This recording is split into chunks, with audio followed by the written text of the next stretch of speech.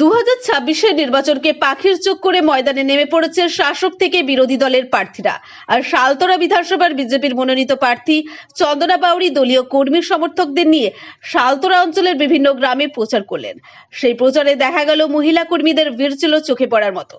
সমস্ত কর্মীদের নিয়ে তিনি মানুষের বাড়ি বাড়ি গিয়ে নির্বাচনী প্রচার সারলেন। চন্দনা বাউরি নির্বাচনী প্রচারে উপস্থিত ছিলেন বাঁকুড়া জেলা বিজেপির সহসভাপতি দেবাশিস দত্ত। তিনি বাঁকুড়া এক্সপ্রেস টিভির মুখোমুখি হয়ে প্রার্থীর জয় নিয়ে কি প্রতিক্রিয়া দিলেন, শোনাবো তার সেই মূল্যবান প্রতিবেদন। বললাম মানুষ দুহাত ভরে বলছে শুধু পদ্মফুল আর পদ্মফুল। এই যে মানুষের যে স্বতঃস্ফূর্ত, এই সময় তারা বুঝতে পেরেছে যে পাল্টানোর প্রয়োজন।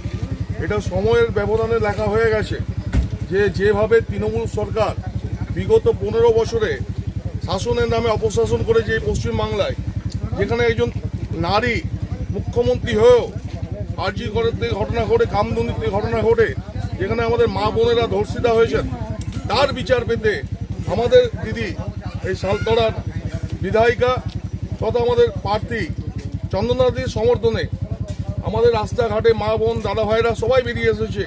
শুধু তাদের একটাই আশা, পরিবর্তন দরকার, এবং এই পরিবর্তন হবে 2026 4 মে, যেদিন রেজাল্ট বের হবে।